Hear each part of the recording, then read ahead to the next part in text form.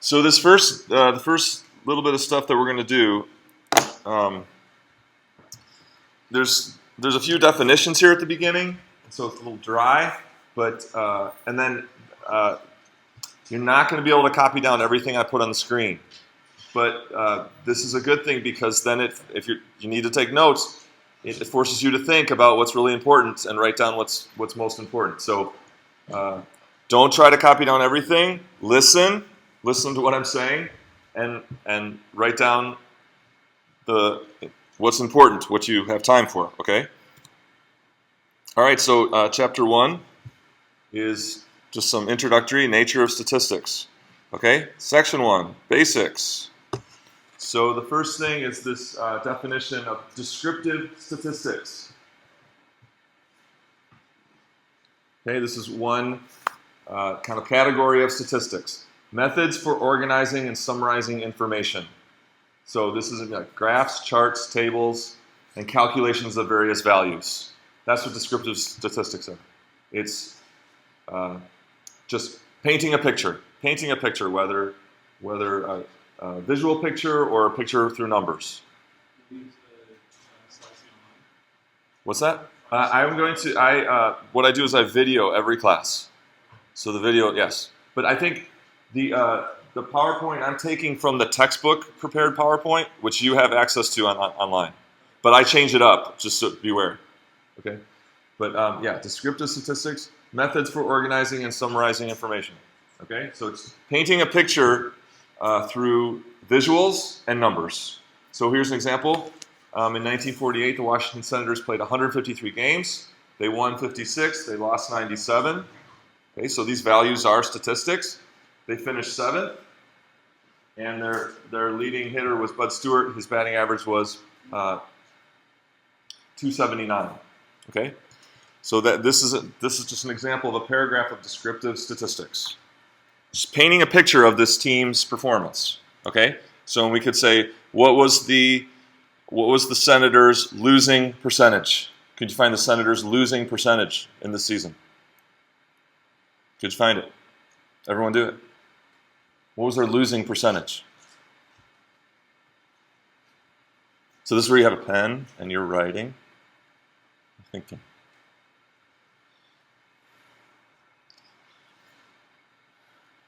So how would you calculate their losing percentage? Yes?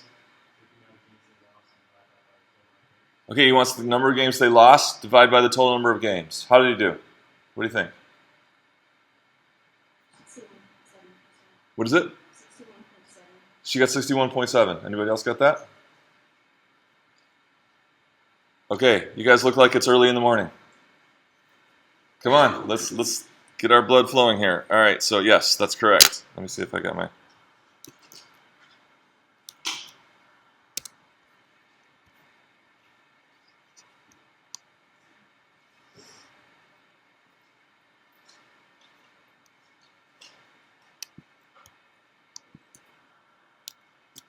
Okay, so yeah, losing percentage would mean take the total games lost, 97, and divide by the total number of games.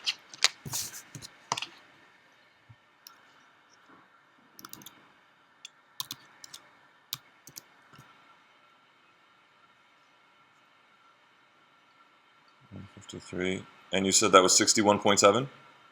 So 0.617? Or 61.7%.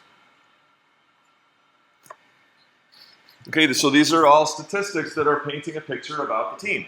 Descriptive statistics. They lost 61.7% of their games. Not the description they were hoping for at the beginning of the season. Right? Okay. Okay, so what are definitions? Population is a collection of all individuals or items under consideration. So here's the key word. What's the key word here? All. So we're studying some group. The population is everybody in the group, whether that's people or items. Okay? So the sample then is a part of that population. So if you guys were the population in here, I could say people in the first row is a sample of that population. But then you guys could be a sample of what? Yeah, all students, right? So we can say all students is the population, and then everyone in this class, all of you, would be a sample of that population. So here's a visual of that. Population is all items, and then so here's showing taking 4 of those. Taking 4 of those as a sample of the population.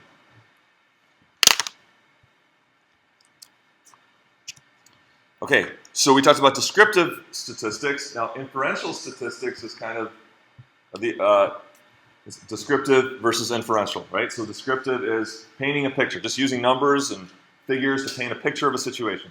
Inferential statistics is methods of measuring reliability of conclusions about a population based on information obtained from a sample. So inferential, infer, right? So you have something, you're going to study it, and you're going to infer about the population from the sample. So conclusions, so here's the idea. Conclusions about the population based on the sample.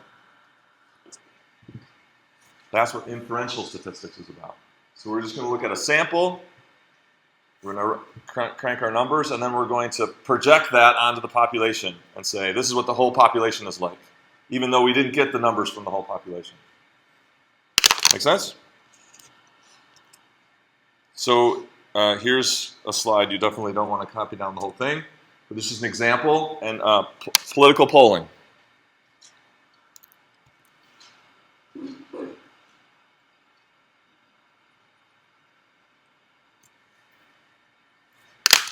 So there's millions of people in our country, millions and millions of people. They want to know information about approval ratings of politicians, or who you're going to vote for.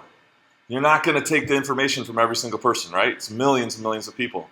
So this is a perfect example of inferential statistics. They will pull, say, thousands. They'll pull 1,000 or 2,000 or 3,000, and from the information they get, they can, with a certain degree of certainty, say this is what the whole population is like. 43% approve this politician, or 58% disapprove, or whatever it is. Okay.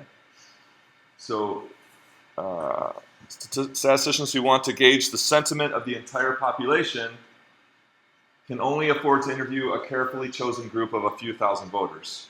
Not everybody. It's unrealistic and very expensive, okay, to try to do everybody. So the information is obtained from a sample of the voting population to make inferences, inferential statistics, about the preferences of the whole population. Make sense?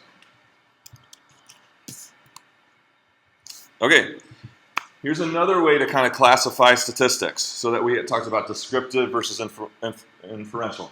So here's observational versus designed experiments. Okay, again, definitely don't want to try to write this down. But observational is when the researchers observe characteristics and take measurements like a survey. So the data is already there. We just have to research and observe from the data, make observations from data that already exists. That's observational. Okay? A designed experiment, on the other hand, is where the researchers are setting up something to gather data. They're creating the data based on like this half of the class you're going to take a certain pill, and this half of the class you're going to take another pill, and we're going to look and see what happens. Okay, what your results are. That's a designed experiment.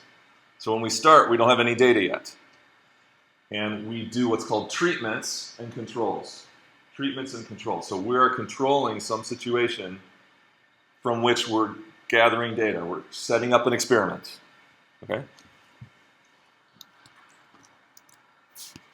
So designed experiment, impose treatments and controls, and then observe. So the biggest difference is observational study. The data's out there, we just have to research it and get it and make observations. Design experiment, we're setting up an experiment to gather that data.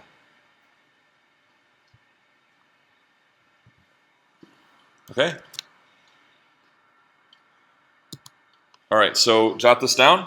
So I'm going to take attendance, and I want you to, so some of you are going to have to move. You're going to have to find a partner, and while I take attendance, I want you to just discuss your understanding of these things. Population versus sample, descriptive versus inferential statistics, and observational study versus design experiment. So these take a little while to get filed away correctly because they're kind of the same but not really. So, but they're not. So you have to practice. Okay, so you have to practice those definitions.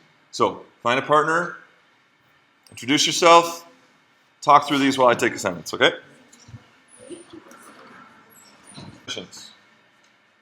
Good? Okay. All right, so simple random sampling.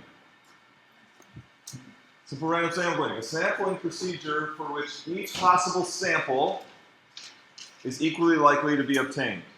Okay? So when you have a population, there's many ways to take a sample, right? So like in this classroom, a sample of 5 of you. How many ways are there to take a sample of 5 of you? Just a few? Many, many, many, many ways that I could choose 5 of you to be a sample from our class. Okay? So, simple random sampling would say that any 5 of you being selected as a sample would have the same likelihood, probability. Okay? So any group of 5 that I would get as a sample, all the groups of 5 have the exact same likelihood or probability of occurring. Okay? So simple random sample, a sample obtained by simple random sampling. Okay. So there's two types: with replacement and without replacement. So with replacement means that when we sample, so if I sample 5 of you, that you could occur twice in the sample. Okay. Without replacement means that's 5 unique items from the population, right? So you can't once I pick Kayla, she's not gonna get picked again. Okay? So with replacement means when you pick an item for the sample, it gets replaced into the population, so it could be picked again in that same sample. But without replacement means then once you pick one from the population for a sample, then it's only going to be in the sample once. So with my example here with the class, it makes a lot more sense to talk about without replacement. Okay? 5 unique people make up a sample. That's without replacement. Does it make sense? Anybody have a question on that? Okay, example. So the PowerPoints are available to you, but then I will make I will come in and edit them and adjust them. So here's one of my edits: the Teenage Mutant Ninja Turtles. Okay, so the turtles are Donatello, Raphael, Leonardo, and Michelangelo. List all the samples of 2 turtles without replacement. Can you do it? Can you list all possible samples of 2 of the turtles? And you can use D, R, L, and M instead of writing out the names each time. List all the samples of 2 turtles without replacement. Give me one of those samples. What's one example of a sample of 2 turtles without replacement? DR. That's one of them. Are there more?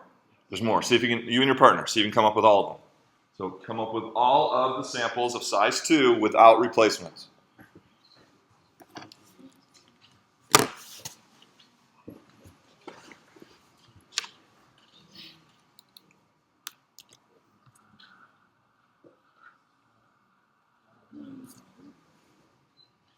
So you have to be systematic so that you make sure you hit them all, but you don't repeat any.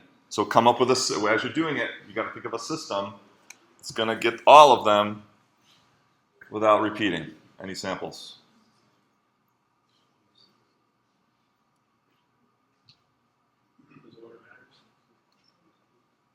Okay, does order matter? Is DR a different sample than RD? Same sample. Same sample.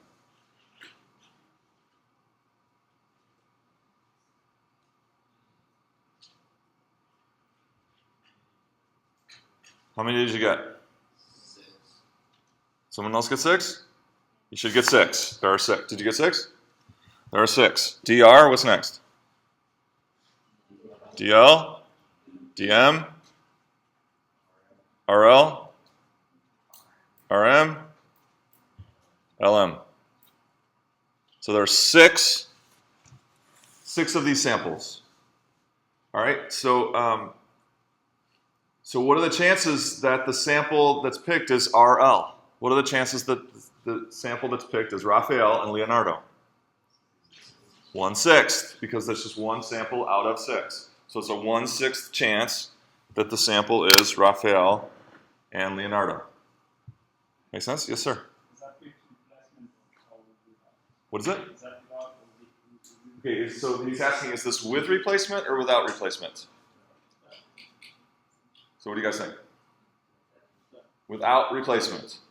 With replacement means that if we pick Donatello to be the first person in our sample, he gets replaced into the population, and he possibly could be the second pick in the sample also. So DD would be a possible sample with replacement.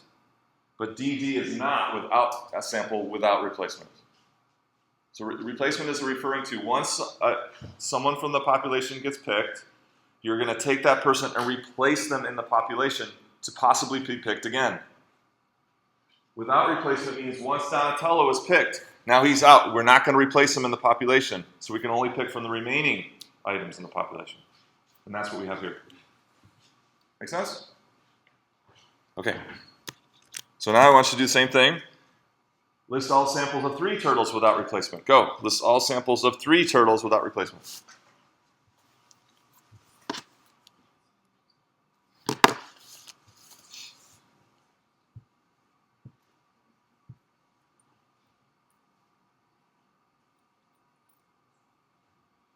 Work with your partner or check with your partner.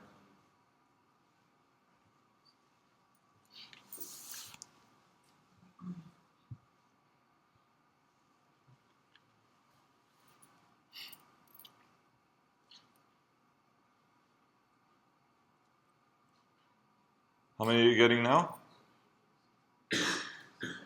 Anybody think they got them all?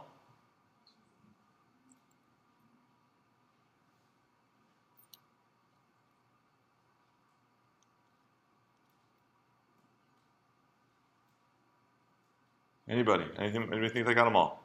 How many are there? Oh, this is more challenging, I guess.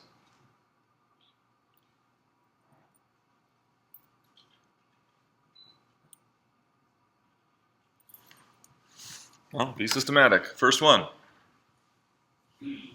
DRL. There's a sample of 3. Next. I heard DRM. Next. DLM. So I think those are all the samples that have Donatello in them, is it? So what's left? Are there any more? This is it. There's 4. There's only 4 samples that have exactly 3 without replacement. Does that make sense? Questions? Okay. What are the chances that a randomly chosen sample is DRL? So we're going to just randomly, so we're going to do a simple random sample, and we want the chances of the DRL is going to come up. 1/4, right? Because all of them have the same chance. Okay, what are the chances that a randomly chosen sample contains both Raphael and Michelangelo? So what are the chances that we're going to pick a random sample, it's going to have both Raphael and Michelangelo in the sample? So, does this one qualify? Nope. This one? This one? No? This one? So it's going to be 2 of, so there are 2 of those random samples that fit this criteria out of the 4 total. And that's how you calculate a probability. Number that meet the criteria divided by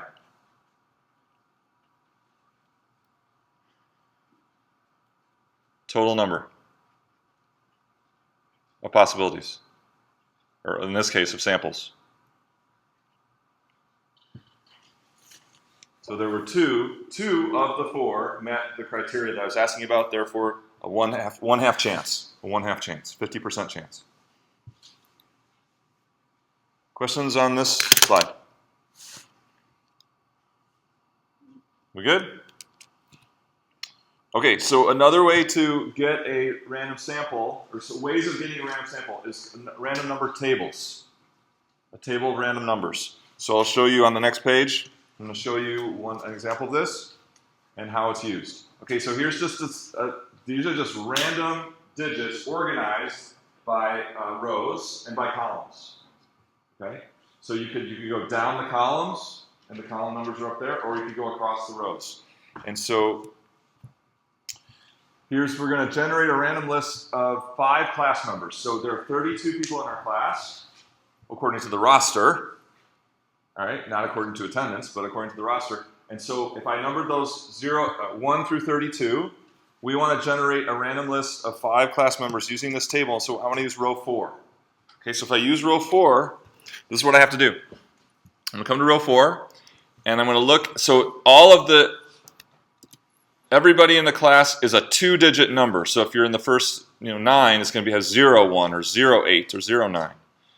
Okay, so I'm going to go to row 4, and I'm going to come and look at the first 2 digits, and the first person in our sample will be person number 12 in the class. So that's the first person that gets selected according to row 4. Then we go here and we see 77. What about 77? 0 through 32. It's not a person. So we just ignore it and we move on. So we skip the 77. 50. No. 87. No. 68. No. 80. No. 79. So all those get skipped because 87, so 50, 87, 68, 80, 79, all those 2-digit numbers are not here. So then the next one we get is 16. So, or sorry, 11. So the next person in our sample is 11. 62, yes or no? 98. 22. Yes, 22. 93. 40. 96. 30. 30. See what I'm doing? 98, 86, 23. All right. If it was without replacement and say we came across one of these numbers, then we would skip it just like we were skipping numbers greater than 32. If it was with replacement, then we could possibly get the same number twice, and that'd be okay. That'd be possible for the sample. But if we're going to pick 5 class members, 5 different class members, then we're doing without replacement. So here would be our random list generated according to row 4. Student number 12, 11, 22, 30, and 23. Does that make sense? Okay, practice. So row 14, go. See if you can do row 14. Is it big enough to see the numbers in the back?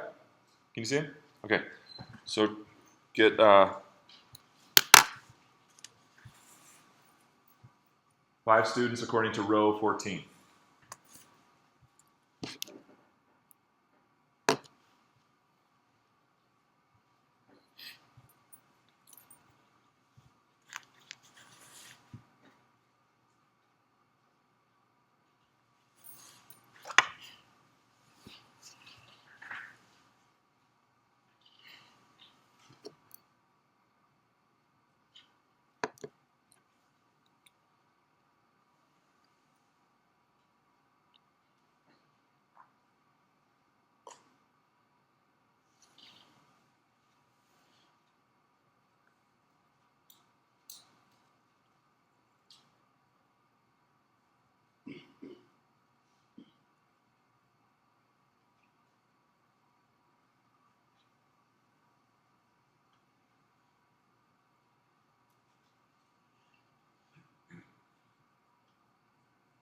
All right, here's what I got. Agree?